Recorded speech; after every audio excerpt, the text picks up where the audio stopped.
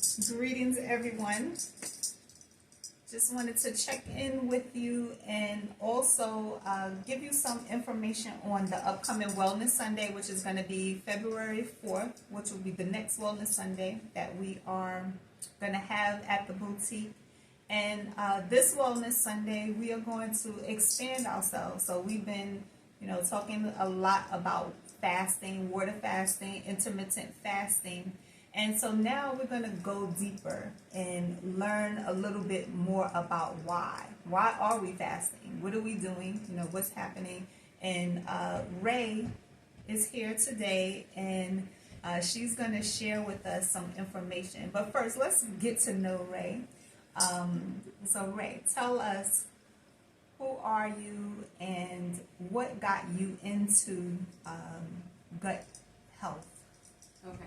Loaded question. I will make it quick. So my name is Ray Mason, and I am a holistic health coach.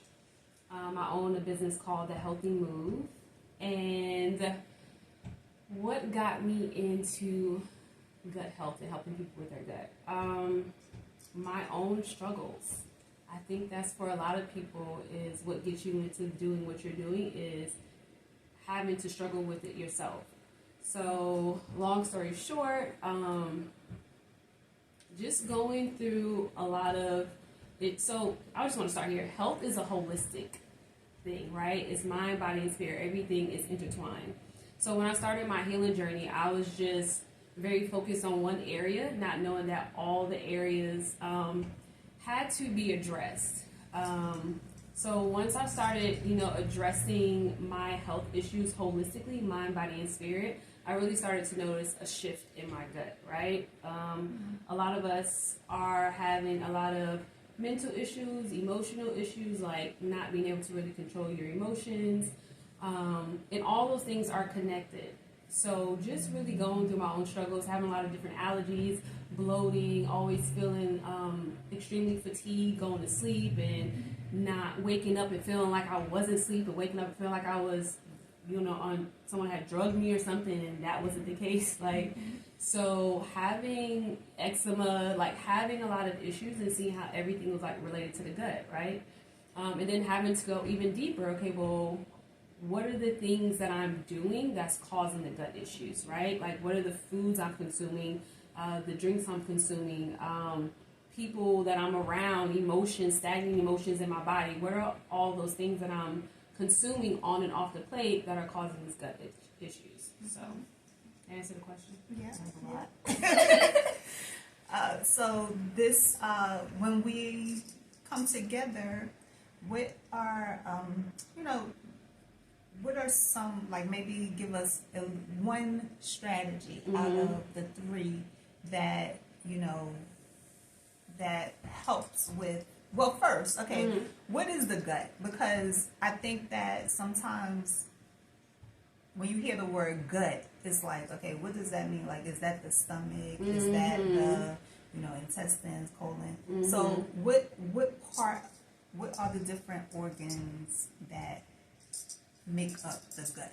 Right. So you're right. So normally when people are saying the gut, a lot of times I think most people are referring to the large intestines, especially when you hear people talk about the gut bacteria, gut microbiome. It's you have bacteria throughout your body, on your body and in the inside of your body. But the gut specifically, it starts in the mouth. So it's your mouth, it's your esophagus, it's your stomach, it's your pancreas, it's your liver, it's your small intestines, your large intestines, your rectum. It's a long tube, and other organs that make up your gut. And you have bacteria starting in your mouth that go throughout your entire body. But that really is the gut. It's not just one organ, but it's numerous organs that make that up. And a large part of your gut bacteria does live in your large intestines. And your gut bacteria has so many different functions, which is why it plays a big role in your overall health. Okay, good. And so that's interesting that you said the gut begins in your mouth. Yeah. Because so one thing I like to share information about like just chakra work. And one of the chakra energy centers is the throat chakra. And the throat chakra is not just the throat.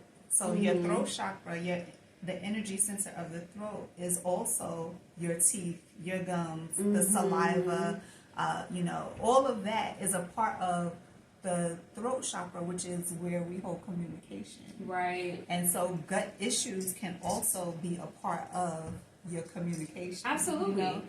So it's very intricate. Absolutely, because the gut, they call it the second brain, because your gut and your brain are directly connected, right? And what is connected to your level of communication? Your brain, right? That's where you are able, your brain is the center for all your cognitive functions. It's the place for your cognitive functions. So that definitely makes sense as far as like how, your throat and your communication, your gut is all connected.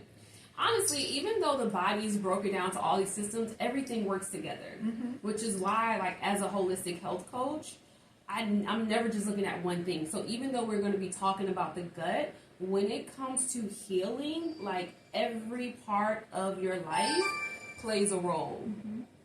Like, even from birth, the things that the things that you've been through, the people that you surround yourself around. That's why I said, like, what you're consuming on and off your plate make up your entire well-being. So Yes. even though it's specifically about the gut, you do have to look at the overall arching picture of your life, which goes into like a strategy that I can give you guys is the first thing I say is that we have to become aware. Because if you're not aware of what the problem is, then you can't fix it.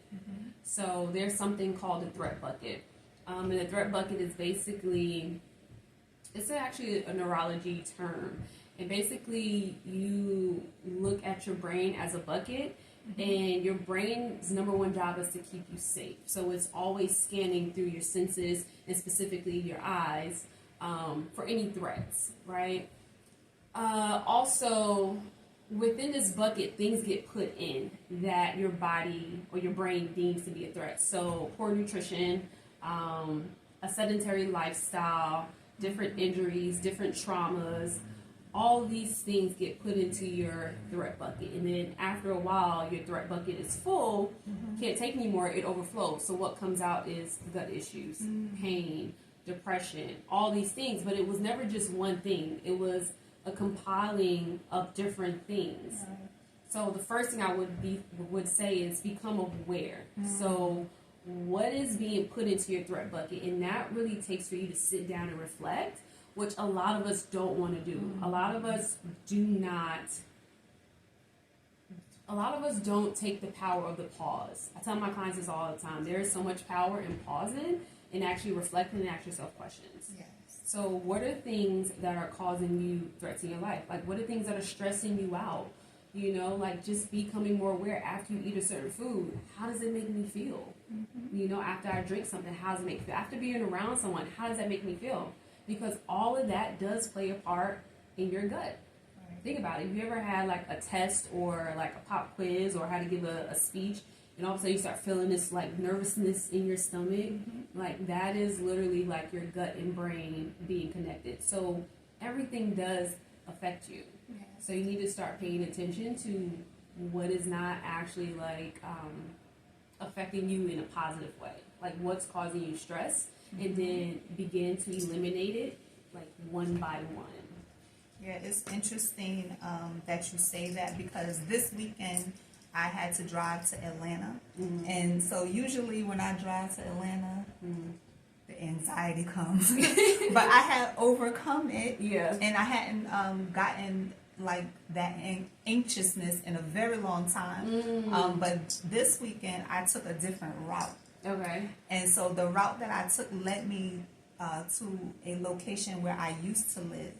And nothing bad ever happened, in that location. Yeah. But it was so much going on. Like there was traffic. Like overstimulated. Yeah, it was raining. Then there was ambulance. And like I'm looking at the area, remembering like, oh, I remember that restaurant. I remember, and I started getting a pain in my back.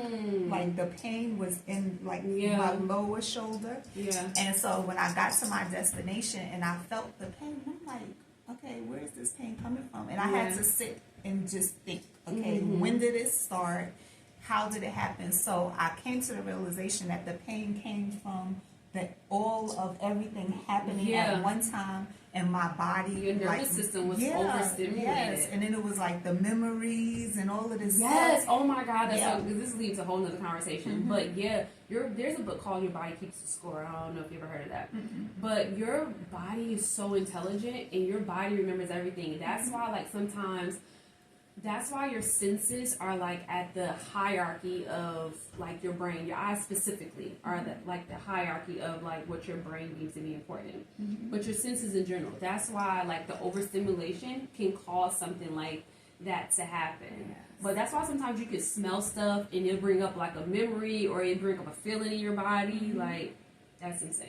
Yeah, and then so like you said, you have to be aware. Yes. So if I didn't take time to say, okay, where did this pain come from, then I probably would still be with the pain. Yeah. You know, but because I took time and I like really got to the bottom of it, and then I just started working the pain out with the breath and everything like that. So if I didn't, like you said, that threat bucket would just continuously fill up, right? And now you're thinking like, oh, something's actually wrong with my shoulder. But sometimes it's not the shoulder. It's an accumulation of things.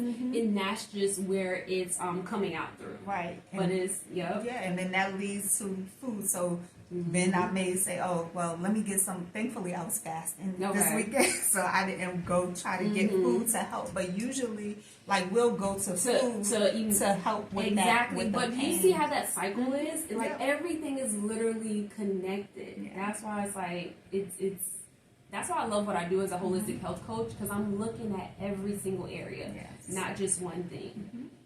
So the session that we're going to have on Sunday, February 4th, is going to go a little bit deeper into what we just discussed today. And it's not just for one person. So everyone who has a body, you know, you have a gut, you have a brain, you have all of these different aspects of yourself. And what holistic means that you are really just learning more about yourself. You're learning more about who you are and how your body works, and so that you don't have to, you know, suffer. Be at, like one of my teachers, he's like, you just want to be at the wall of suffering, meaning, you know, you just staying with the pain. Someone told me was like suffering is a choice, but you know, people actually get addicted to suffering. Yeah, it's like a soothing kind of thing. Like after a while. you actually find comfort in discomfort. Because now, after so long, this song goes so long, but people actually begin to attach their identity to their pain. They begin to attach their identity to their struggle, because now, subconsciously, they wouldn't know who they are without it. Right. And then it's like, oh, when I was growing up, this is, you know, my auntie had this, so therefore I should have it. And that's such like a programming that we have to break out of, like all these chronic illnesses and diseases. Is you don't have to have it, but this goes into what they call epigenetics. And epigenetics just basically says like what triggers a gene to be expressed, whether or not you know how certain things in organs. How certain organs function in your body, and what diseases you may have or may not have, or just how your cells function, is based on lifestyle. Not necessarily because your mom or your dad or your grandma had X, Y, and Z, but it's based on your lifestyle. So what happens is what gets passed down are habits. Habits and mindset is what gets passed down.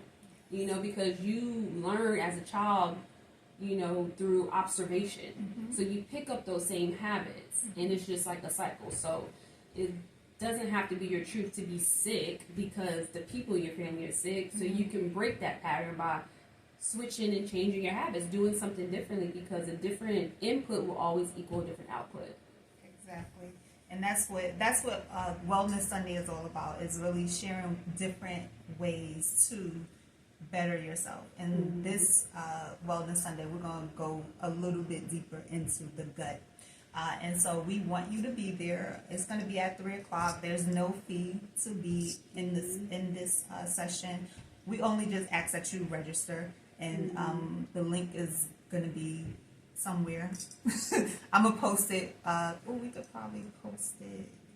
I'll post it on the page and everything. Yeah. Hey Isha.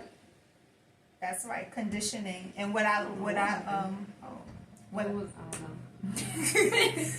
know. what I also learned this weekend at a session that I was at was, I said, we were taught these things, and my teacher was like, no, we weren't taught anything, because teaching is the right thing, really. So we weren't taught anything. It was just that, like you said, we were around. It's their environment. Yeah. We just picked it up. Because So it's conditioning. That's the exact word, is conditioning. So we have to uncondition ourselves. Exactly. So we hope that you join us on Sunday and get some information, get some tools, and start executing. Yes, let's all grow together, become better, so that we can enjoy this beautiful life that we have. Thank y'all so much for tuning in, and we will talk to you again soon. Peace. Bye.